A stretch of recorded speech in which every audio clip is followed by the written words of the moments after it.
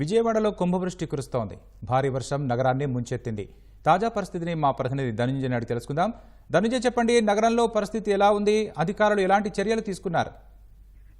శర్మ, వాస్తవానికి విజయవాడ నగరంతో పాటు రాష్ట్ర వ్యాప్తంగా కూడా ఈ భారీ వర్షాలు తీవ్ర పరిస్థితిని సృష్టిస్తున్నాయని చెప్పాలి. వాస్తవానికి బంగాళాఖాతంలో ఈ అల్పపీడనం వాయుగుండంగా మారింది. ఇది బలపడడంతో భారీ వర్షాలు చాలా చోట్ల నమోదవుతున్నాయని చెప్పాలి.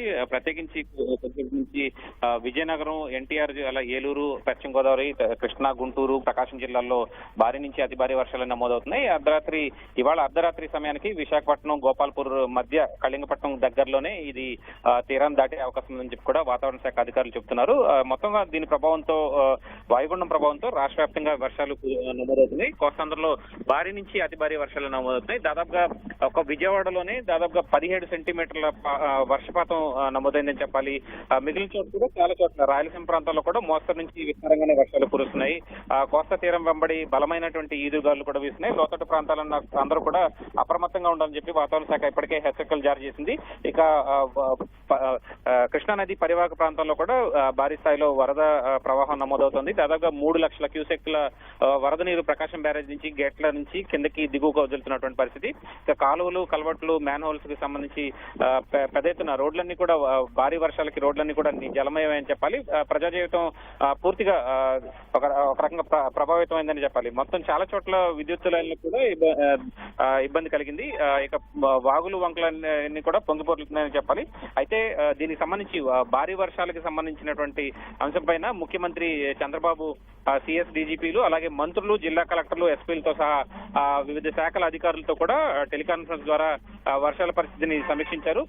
వాస్తవానికి వాళ్ళ ముఖ్యమంత్రి ఓర్వకల్లు పర్యటన కూడా రద్దు చేసుకుని వర్షాలపైన ఎప్పటికప్పుడు సమీక్ష నిర్వహిస్తున్నటువంటి పరిస్థితి. ఇక రాష్ట్రంలో మరొక 3 రోజుల పాటు ఈ భారీ వర్షాలే నమోదయ్యే అవకాశం ఉందని చెప్పి కూడా వాతావరణ శాఖ హెచ్చరికల నేపథ్యంలో అన్ని పాఠశాలలకు కూడా ఇప్పటికే సెలవులు ప్రకటించారు. ఇక కింది స్థాయి నుంచి రాష్ట్ర స్థాయి వరకు కూడా అధికారులు, యంత్రాంగం అంతా కూడా అప్రమత్తంగా ఉండాలని చెప్పి కూడా సీఎం ఆదేశాలు జారీ చేశారు. ప్రత్యేకించి ఇరిగేషన్, జలవనరుల శాఖ, రెవెన్యూ శాఖ, అలాగే మున్సిపల్ శాఖలు సమన్వయంతో ఎప్పటికప్పుడు పరిస్థితిని సమీక్షించాలి. అలాగే ప్రస్తుతం నగరాల్లో చాలా చోట్ల రోడ్లన్నీ కూడా జలమయం అవడం, వీధులన్నీ కూడా నీట మునగడంతో వీటన్నిటిని కూడా తక్షణం రోడ్లపై చేరినటువంటి నీటిని తొలగించే ప్రయత్నం చేయాలని చెప్పి కూడా ముఖ్యమంత్రి ఆదేశాలు జారీ చేశారు.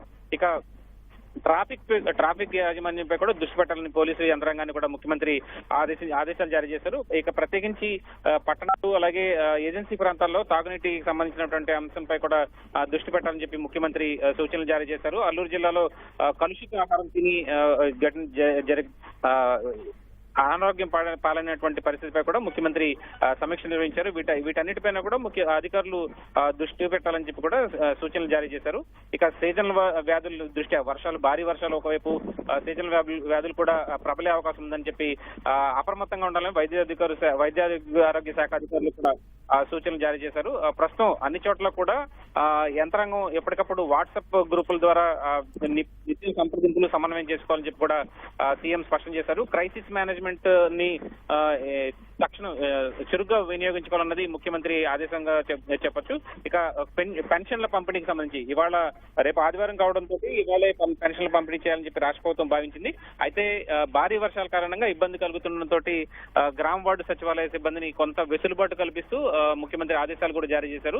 ఎలాంటి టార్గెట్లు విధించొద్దు, అలాగే పెన్షన్ల పంపిణీకి మరొక 3 రోజుల పాటు సమయాన్ని పొడిగిస్తున్నట్టుగా కూడా రాష్ట్ర ప్రభుత్వం స్పష్టం చేసింది. ధన్యవాదాలు ధనంజయ్.